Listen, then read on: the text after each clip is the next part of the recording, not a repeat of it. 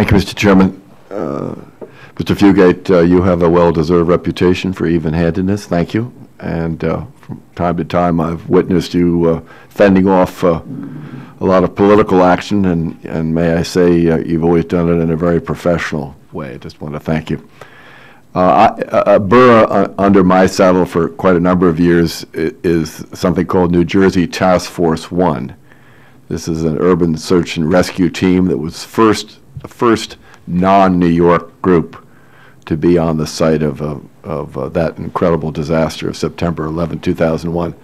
I've repeatedly written, and certainly have since I know that Secretary Johnson is one of my constituents, but I've repeatedly written him and you and urged the committee to designate that very professional team that's been at it for a long time as one of your teams. And I certainly want to renew that plea today that that team continues to do a remarkable job. And I note in the paper that FEMA recently conducted a exercise up in the New York, New Jersey area that related to tanker cars on trains, and we have Chemical Alley up there, all sorts of things that could be highly explosive and in the hands of terrorists could be extremely dangerous to people in my region. And I just would like to renew that plea, because it's not as if they aren't trained.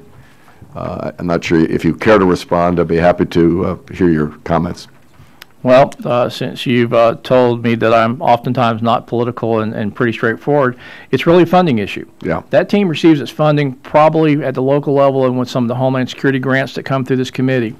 If we made them a federal team, it will come out of the existing federal dollars for the urban search and rescue teams, and we would dilute that. It has really more to do with the fact that we look at those teams we look at federal as we do fund a lot of their capabilities. We know there are a lot of other teams out there that have similar capabilities that are funded with the state and Homeland Security grants. So it really would be, as we would consider if you added this team, would we see additional funds go into the urban search and rescue program for that, or would we transfer that to urban security funds, or how we would do that? So this is less about, no, they're a team. We would utilize them and have through mutual aid from the governors that these teams are utilized. But it really becomes a funding issue. We are capped at how many teams we have based upon funding. And if we started adding one more team, I'm afraid that we'll have a lot more requests. And then it would come back to the appropriations staff to work with us of how would we pay for additional teams. Well, respectfully, a lot has happened since 2001. And there were very few teams back then. And you have added your predecessors have added substantial teams to the overall national network. And I do think sometimes recognize somebody who's actually been doing the job earlier on perhaps would have been better, but there's been a substantial number of teams that have been added. Let me just focus and let me thank FEMA for some remarkable things you did in the wake of Hurricane Sandy. Of course, there was a lot of consternation down here about the cost. A lot of it related to, the Katrina experience on behalf of the people of New York, New Jersey, and Connecticut, and certainly the chairman and his predecessor and the committee staff. We're awfully grateful for all the things that have been done.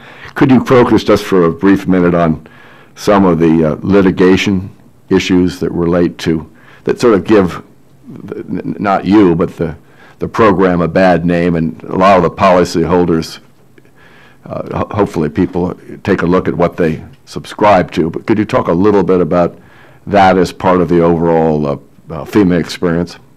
Yeah, in running a flood insurance company, I'm afraid that what I have discovered is we were running a program that put more emphasis at times on protecting the fund than in servicing the policies. Almost all of the biases that I've seen, and I think has led to a lot of these lawsuits, has been the tendency to look at damages and put more risk on overpayment putting more emphasis on not making an overpayment because we would require the money back. The issue is whatever is owed, we pay. So this is one of the challenges. Why weren't these policies being fully serviced? Because it's not a factor to us. If it is eligible damages, it's insurance policy, we would pay. But we think the bias was, since they would have to recoup any money they overpaid, we had tended to design a program that put more emphasis on not making overpayments. And I think that has resulted in setting up situations that result in the litigation we're dealing with. So my direction was pretty straightforward as soon as I became aware of this. If we owe money, pay it. If we think it's fraud, refer that for further investigation with the IG or justice. If we're going into litigation, and litigation costs are going to be, such that it's going to be more than what we're talking, because these policies are capped at $250,000, then I said move to settle. If there's no fraud there and we have honest disagreements, and sometimes looking at these policies, we have set ourselves up in looking at what we're trying to exclude as eligible damages and what isn't, it's very difficult to get to those answers. So if we owe money, pay. That's, I think, the hard thing for me to understand why we got in this situation. But I think it's because we weren't putting our customer at the same level we were the fund. And this goes back to being what we say survivor-centric. If we're going to sell a policy, we need to service that policy, and we need to treat the policyholders in the same weight to their eligibility as we do to making sure we're eliminating any fraudulent claims. But I think we spent too much time focusing on not making overpayments than we were making sure we fully service those policies. The shift has been made to that degree. The shift's been made, the leadership's been made, we're changing that program. We're going to have to hold it, they just sent a notice that our next vote's about 5 minutes after 11. So we're going to try to get through this round anyway. So we're going to hold it to 5 minutes. Mr. Price. Thank you, Mr. Chairman. Welcome, Administrator.